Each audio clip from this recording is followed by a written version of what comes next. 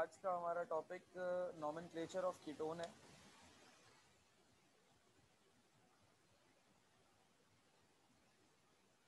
इसके नॉमेनक्लेचर समझते हैं कि इसकी नेमिंग किस तरीके से की जाती है। कॉमन नेम और आईयूपीएसी नेम दोनों बताऊंगा, और आईयूपीएसी की हम थोड़ी ज़्यादा प्रैक्टिस करेंगे।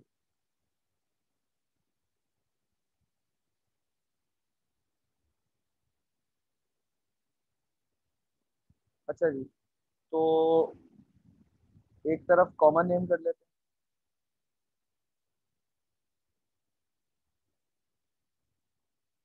और दूसरी तरफ आईयूपीएसी।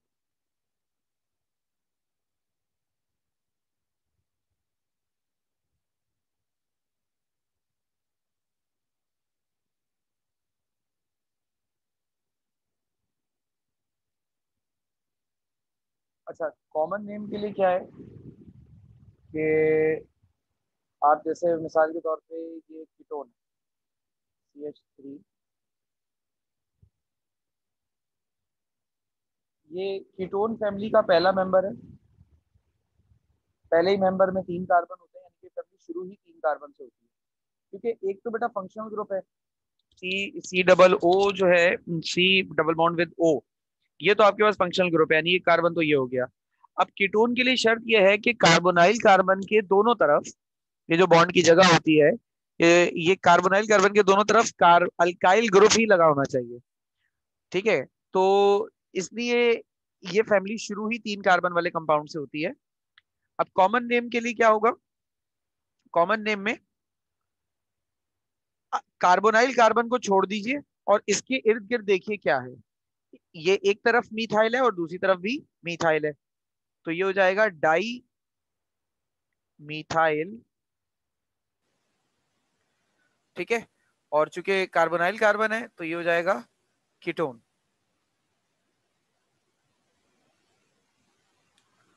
ठीक है, अच्छा जी, अब आईयूपीएसी नेम की तरफ आइए। तो आईयूपीएसी नेम में अल्केन के लास्ट में ई आता है, ई हटाकर यहां पे लगा देते हैं ओ एन ई, ओन। अब सबसे पहला काम तो आपका लॉन्गेस्ट कार्बन चेन सिलेक्ट करना है। कार्बोनाइल कार्बन इसमें लॉन्गेस्ट कार्बन चेन का हिस्सा बनता है, जैसे एल्डिहाइड में बनता है ना। नंबरिंग वहां से करते हैं बेटा जहां से कार्बोनाइल कार्बन करीब पड़े। फिलहाल तो कार्बोनाइल कार्बन दोनों तरफ से एक ही बराबर आ रहा है, तो ये 1 2 3, ये क्या हो गया आपके पास? ये क्या लाएगा बेटा? 3 कार्बन है, 3 कार्बन के लिए गिनती होती है प्रोपेन। अब आखिर में आता है ई, ई हटा के क्या लग जाएगा? ओ एन ई, तो ये हो जाएगा प्रोपानोन। क्या पढ़ा जाएगा? प्रोपानोन पढ़ा जाएगा। ठीक है बेटा, ये समझ में आया?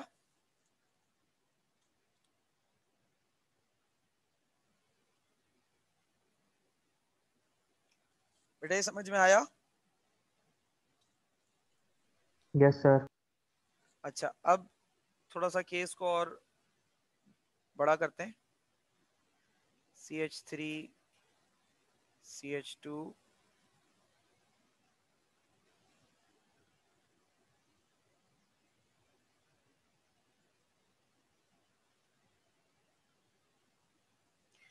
अब देखो अगेन वही हो गया कि कार्बोनाइल कार्बन के दोनों तरफ एक जैसे ही स्ट्रक्चर्स नजर आ रहे हैं। इधर भी इथाइल है, इधर भी इथाइल है। ये क्या हो गया? ये कहलाएगा बेटा डाई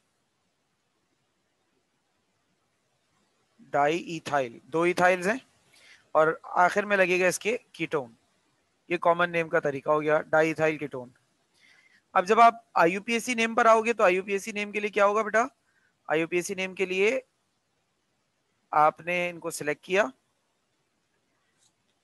अब 1 2 3 4 5 नंबरिंग यहां से भी करता तो इक्वली बात थी। ये क्या हो जाएगा? ये हो जाएगा बेटा पेंटानोन।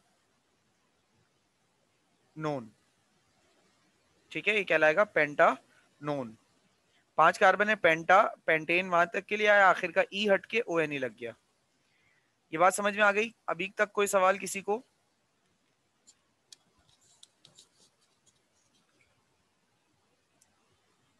क्लियर है सर।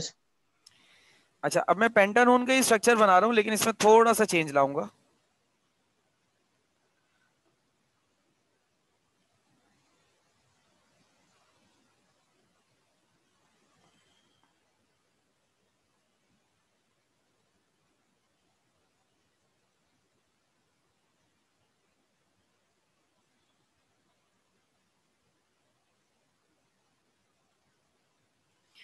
अब देखो, हम हमेशा कॉमन नेम देने के लिए क्या करते हैं, जो हमारा कार्बोनाइल ग्रुप होता है, कार्बोनाइल ग्रुप के राइट और लेफ्ट के ग्रुप देखते हैं। मुझे यहाँ पर राइट पे एक कार्बन वाला ग्रुप नजर आ रहा है और यहाँ पर 3 कार्बन वाले ग्रुप नजर आ रहा है। तो एक कार्बन वाले ग्रुप को मिथाइल कहते हैं और 3 कार्बन वाले ग्रुप को प्रोपाइल कहते हैं। तो इसका नाम क्या हो जाएगा मेरे पास, पहले छोटे ग्रुप का नाम फिर बड़े ग्रुप का नाम, मिथाइल प्रोपाइल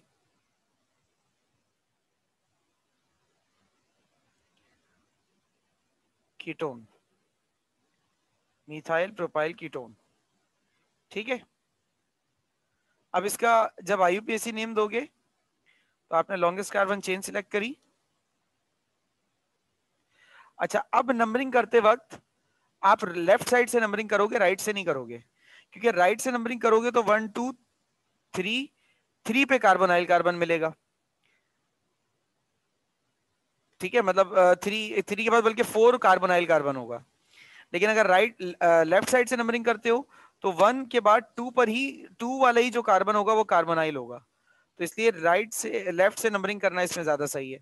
अब आपको यहाँ पर पोजीशन भी मेंशन करनी पड़ेगी कि ये क्या था। अच्छा, यहाँ पे मैंने गड़बड़ कर दी थी, इसका नाम होगा 3 पेंटानोन, क्योंकि तीसरा वाला जो कार्बन है बेसिकली यहाँ पर आपके पास आ, वो कार्बोनाइल कार्बन है ना।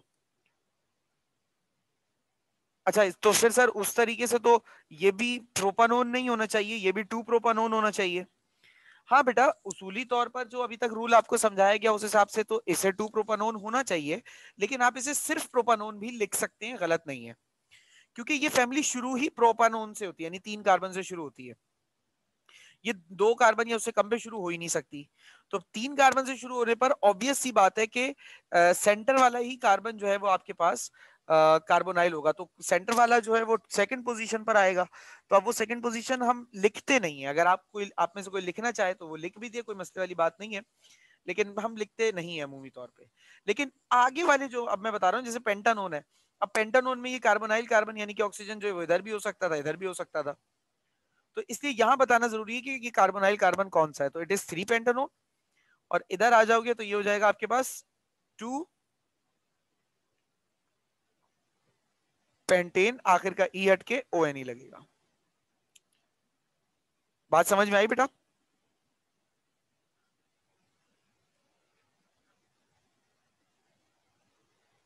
Yes sir.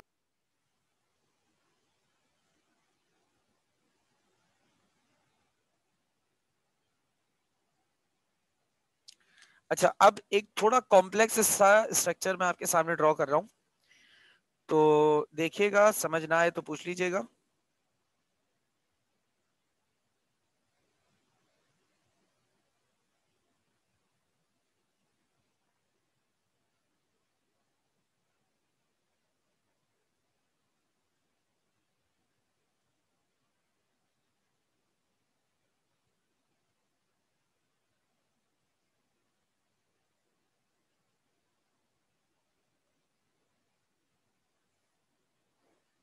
अच्छा, अब इसका कॉमन नेम किस तरीके से देंगे, जरा आप में से कोई मुझे बताए।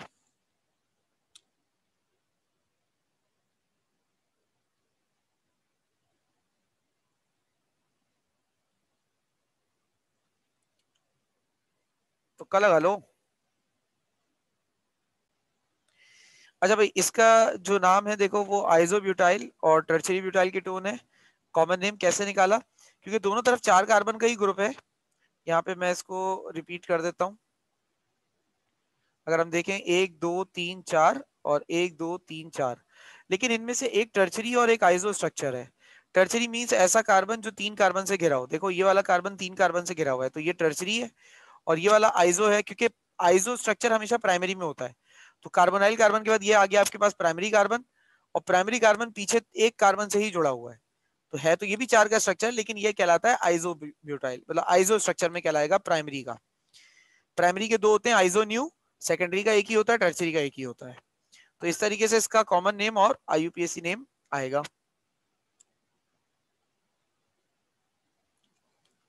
अच्छा, अब एक और स्ट्रक्चर मैं थोड़ा कॉम्प्लेक्स सही ड्रॉ कर रहा हूं।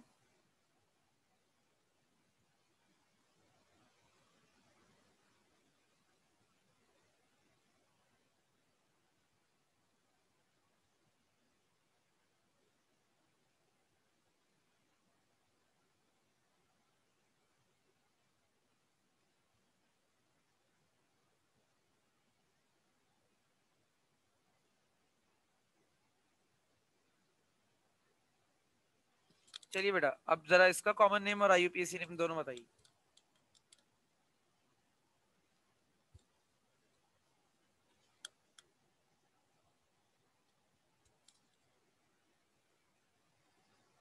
हाँ भाई देखो, राइट लेफ्ट, एक तरफ 4 कार्बन का स्ट्रक्चर है, एक तरफ 5 कार्बन का स्ट्रक्चर है। ठीक है, अब कार्बन कौन से वाले हैं ये देखो। यहाँ पे आपका जो अल्फा कार्बन है, फंक्शनल ग्रुप वाला कार्बन, वो कितने कार्बन से जुड़ा हुआ है? वो 2 कार्बन से जुड़ा हुआ है।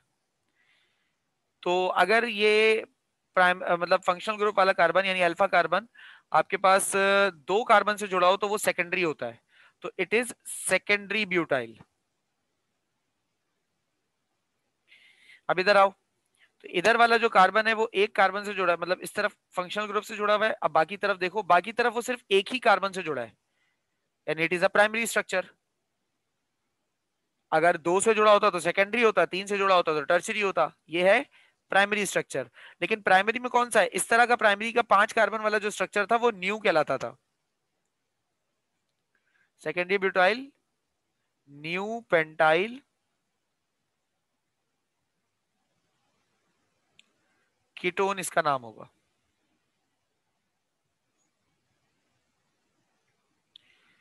इसके बाद अब आईयूपीएसी नेम देने के लिए क्या है, सबसे पहले तो आप लॉन्गेस्ट कार्बन चेन सिलेक्ट कर लीजिए, जो मेरे ख्याल से ये है। उसके बाद ये हो गया 1 2 3 4, और यहां से करूंगा तब भी 1 2 3 4 पर ही आएगा। तो कहां से नंबरिंग की जाए? फिर मेरे ख्याल से अगर दोनों साइड सर से राइट आपके साइड से। हाँ बिल्कुल, वेरी गुड। क्योंकि दोनों साइड से 4 पर आ रहा है, लेकिन अगर मैं राइट से करूंगा ना तो मुझे ब्रांचेस भी थोड़ा करीब मिल जाएंगी। तो मैं अब जब कार्बोनाइल की तरफ देखने से मुझे मेरा काम नहीं बन रहा, तो फिर मैं फिर यहाँ पे कंसिडर कर रहा हूँ कि मैं जो है वो उसको भी कंसिडर देख लूं, ब्रांच को। ठीक है ना? तो 1 2 3 4 5 6 7। अब नाम क्या आ रहा है? 2 2 और 5। 2 2 5। कितने मिथाइल हैं? ये 3 मिथाइल हैं। Tri methyl. ठीक है, 2 2 5 ट्राई मिथाइल। और मिथाइल हो गया। अब 7 कार्बन है और 4 पे लगा हुआ है कार्बोनाइल, तो ये हो जाएगा 4 हेक्सा नोन। ठीक है बेटा, समझ में आया आईयूपीएसी नेमिंग? सर हेप्टेनॉल नहीं होगा? हेप्टेनॉल। मैंने हेक्सा लिख दिया, ओ हाँ, ये हो जाएगा हेप्टानोन। सही है। आईयूपीएसी नेमिंग समझ में आ गई बेटा? जी सर। गुड।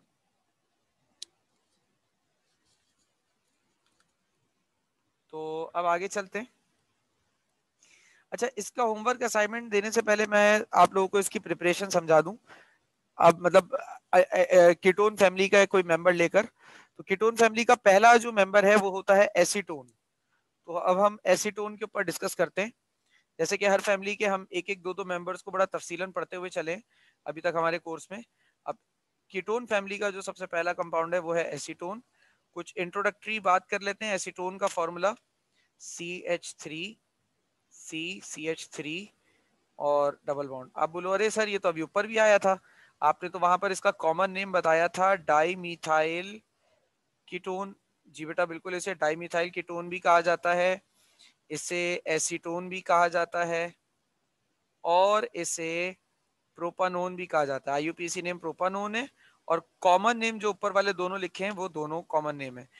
अच्छा, एसीटोन का जो लफ्ज है ना, ये अमूमी तौर पर कमर्शियल इंडस्ट्रीज में यानी इंडस्ट्रीज में इसका इस्तेमाल जरा ज्यादा होता है। इस लफ्ज का, एसीटोन का कमर्शियल नेम है ये इसका।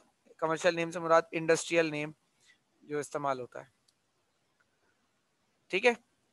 अच्छा, ये लिक्विड स्टेट में होता है, और इसका बॉइलिंग पॉइंट जो है वो तकरीबन 56 डिग्री सेल्सियस होता है। 56 डिग्री सेल्सियस ये इसका बॉइलिंग पॉइंट है। एसीटोन का। अब इसकी हम प्रिपरेशन देख लेते हैं।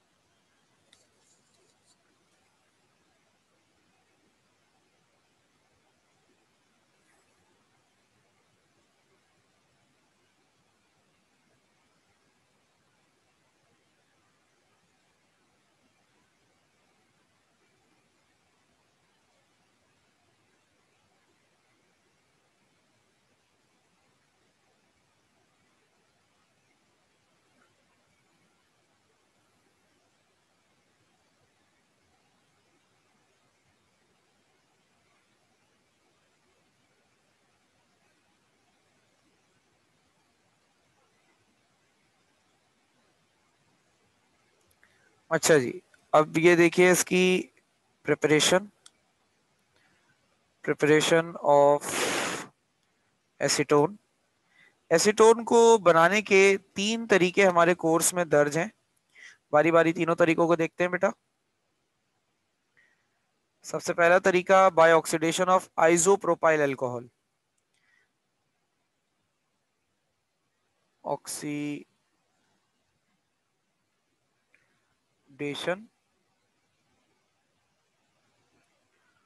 ऑफ आइसोप्रोपाइल अल्कोहल कह लें, या कहीं कहीं आपको सेकेंडरी अल्कोहल के नाम से भी इसको बुलाया हुआ मिलेगा, क्योंकि आप लोगों को अगर याद हो तो हमने ग्रिग्नार्ड रिएजेंट में भी सेकेंडरी अल्कोहल का इस्तेमाल किया था, और इससे पहले भी हम एक मरतबा ये मेथड पढ़ चुके हैं। वहां पे भी सेकेंडरी अल्कोहल से हमने कीटोन बना लिया था। तो अब यहाँ देखिए सेकेंडरी अल्कोहल हमारे पास CH3CH और इसके साथ लगा हुआ है OH और CH3।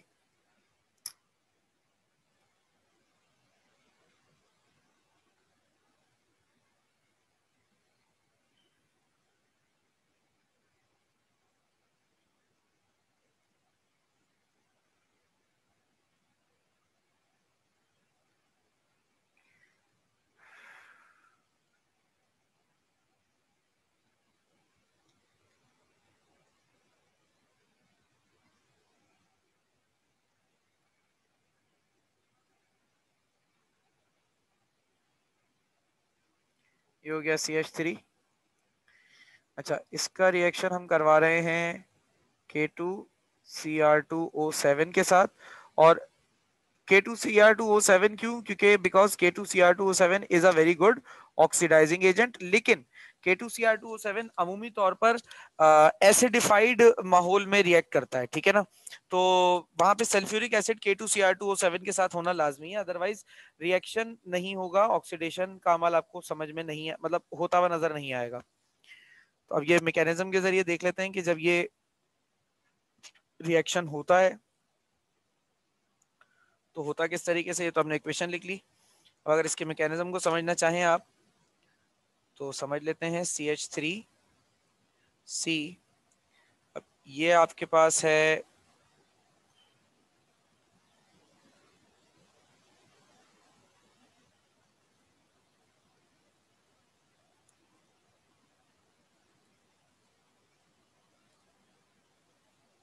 CH3।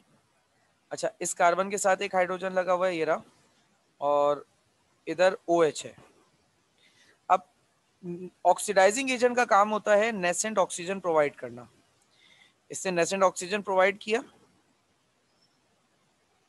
तो अब ये आपके पास ये नेसेंट ऑक्सीजन इस H और इस OH वाले H को निकालकर ये यहाँ पर फॉर्म करेगा वाटर। अच्छा, इन दोनों के जाने के बाद स्ट्रक्चर आपको कैसा नजर आएगा? कुछ ऐसा, CH3C CH3।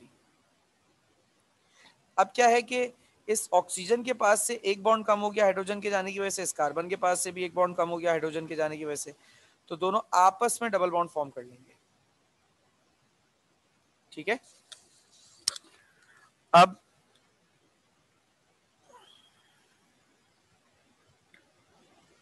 नंबर 2 पर आए तो सर बाय, फॉर्मल्डिहाइड भी इसी तरह से फॉर्म हो रहा था ऑक्सीडेशन करके अल्कोहल की। जी बेटा बिल्कुल, लेकिन वहां पे प्राइमरी अल्कोहल लेते हैं by pyrolysis of acetic acid. Acetic acid की अगर हम पायरोलिसिस कराएं, वहां पे हम जो है ना वो फॉर्मेल्डिहाइड में प्राइमरी अल्कोहल लिया जाता है, कभी भी सेकेंडरी नहीं लेते, और कीटोन बनाने के लिए हमेशा सेकेंडरी लेते हैं, ना प्राइमरी लेते हैं ना टर्शरी लेते हैं। पायरोलिसिस करवा दी जाए अगर एसिटिक एसिड की, ठीक है, तो किस तरीके से होगा, इस अमल में एसिटिक एसिड के वेपर्स को लिया जाता है, क्योंकि इस प्रोसेस में टेम्परेचर जो है वो अच्छा खासा होता है, तकरीबन 500 डिग्री सेंटीग्रेड तक का टेम्परेचर होता है इसमें। ठीक है, और MnO2 यहाँ पर कैटलिस्ट के तौर पे काम करता है, तो नतीजे में आपके पास कीटोन बनता है,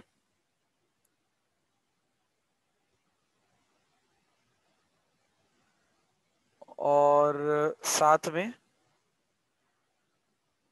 कीटोन के साथ यहाँ पे कार्बन डाइऑक्साइड रिलीज होती है और वाटर भी। पायरोलिसिस बेसिकली तोड़ना है, आप इस चीज को तोड़ रहे हो जो आपके पास है एसिटिक एसिड। अच्छा, अब इसका मैकेनिज्म देख लीजिए किस तरीके से होता है। पेपर में तो आप अगर सीधे सीधे इक्वेशन भी लिखेंगे तो चलेगी, क्योंकि इसका मैकेनिज्म मेरे ख्याल से पेपर में पूछा जाता नहीं है, लेकिन फिर भी मैं समझा देता हूँ। देखो होता क्या है कि CH3 दो मॉलिक्यूल एसिटिक एसिड के रिएक्ट करते हैं, और double bond with O and OH, और दूसरे मॉलिक्यूल का भी CH3C double bond with O, ये इसके पास थोड़ा ले जाते हैं, एंड OH। अब जब इनको आप हीट करते हो in the presence of catalyst, तो ये हीटिंग दरअसल इस H और OH को यहां से निकालकर वाटर फॉर्म करता है। अब जब आप इसका वाटर फॉर्म कर लेते हो तो यहां पे आपके पास क्या बच रहा है, अब यहां देखना CH3C double bond with O, और इधर एक आपके पास O बच रहा है। इसी तरीके से दूसरे molecule CH3C double bond with O, इसके पास तो कुछ बच ही नहीं रहा। तो ये गरीब क्या करेगा, ये गरीब जो है ना, ये इसके साथ बॉन्ड फॉर्म करेगा,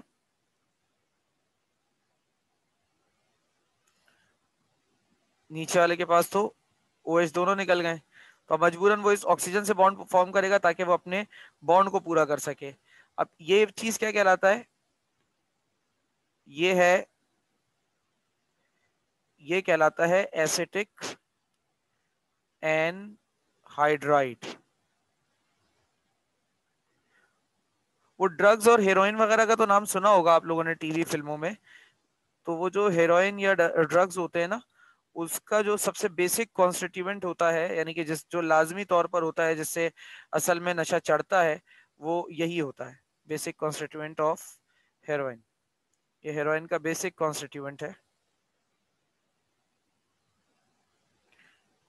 ठीक है, अच्छा ये जो एसिटिक एनहाइड्राइड कंपाउंड है ये थर्मली अनस्टेबल होता है जरा, तो जब आप इसे मजीद हीट करते हो तो इस हीटिंग के नतीजे में ये कंपाउंड डिकम्पोजिशन का शिकार हो जाता है। मजीद जो प्रोसेस होता है वो हीट की वजह से होता है।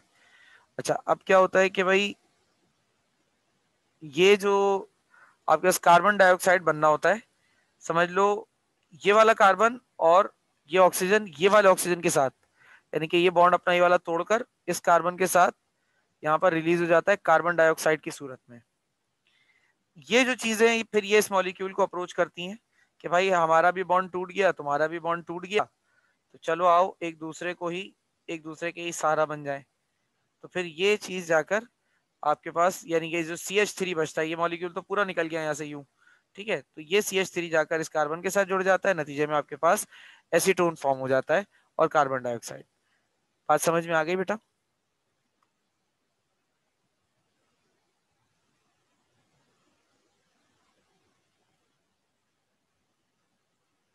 बात समझ में आ गई बेटा? जी सर। चलिए, यस सर। फिर तीसरा और आखिरी मेथड देख लीजिए।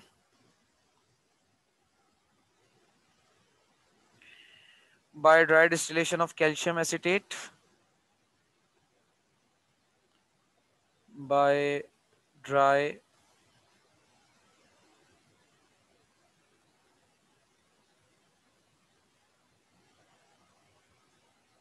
distillation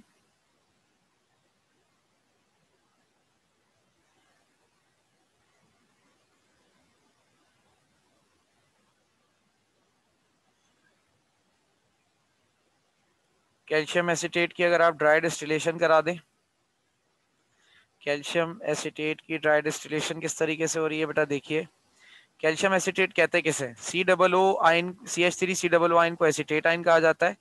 इसके साथ अगर मैं कैल्शियम जोड़ दूं तो ये कैल्शियम एसीटेट बन गया। इसको आप सिंपली हीट करते हो तो नतीजे में आपके पास कीटोन यानी एसीटोन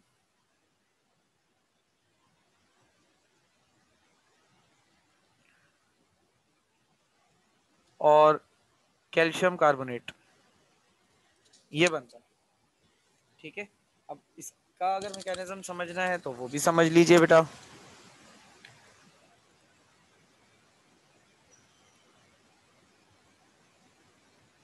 देखिए होता क्या है, अब acetate ions basically CH3 CO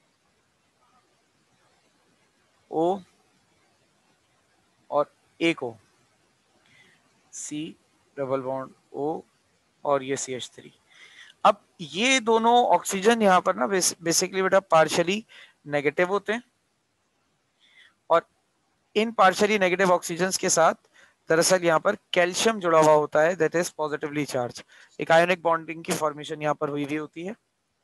अब नतीजतन जब हम इसे हीट करते हैं ना तो ये कंपाउंड डिकम्पोजिशन का शिकार होता है और ये कैल्शियम, ये ऑक्सीजन, ये ऑक्सीजन, ये ऑक्सीजन और ये कार्बन मिलकर बना देते हैं कैल्शियम कार्बोनेट। यानी कि ये पूरा मॉलिक्यूल यहां से डिकम्पोज होता है, इस जगह से ये पूरा डिकम्पोज होकर एक अलग कंपाउंड की सूरत में निकल जाता है। यानी कि ये कंपाउंड थर्मली स्टेबल नहीं है, इसको बहुत ज्यादा हीट करते हैं तो ये डिकम्पोज होता है, तो इसका मतलब ये थर्मली स्टेबल नहीं है। तो अब आपके पास क्या बच जाता है? इधर बचा CH3CO,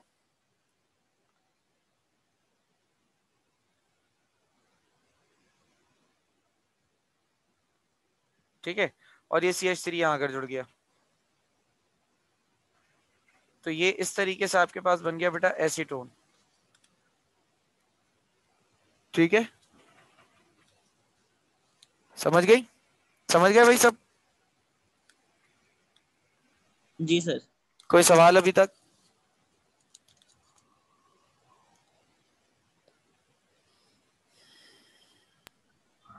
नो सर। चलो फिर आज बात यहीं तक रखेंगे।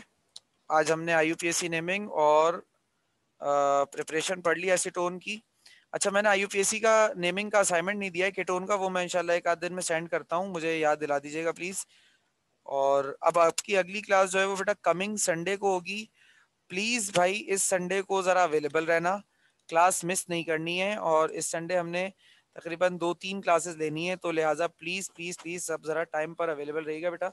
लास्ट संडे भी हमारा मिस हो चुका है, वरना अभी हम कि हमारा एसीटोन कंप्लीट हो चुका होता अगर हमारा लास्ट संडे मिस नहीं होता। सो जरा ख्याल रखिएगा थोड़ा सा। बाकी बात इंशाल्लाह फिर नेक्स्ट क्लास में करते हैं, तब तक के लिए अल्लाह हाफिज। कोई क्वेश्चन तो नहीं किसी को?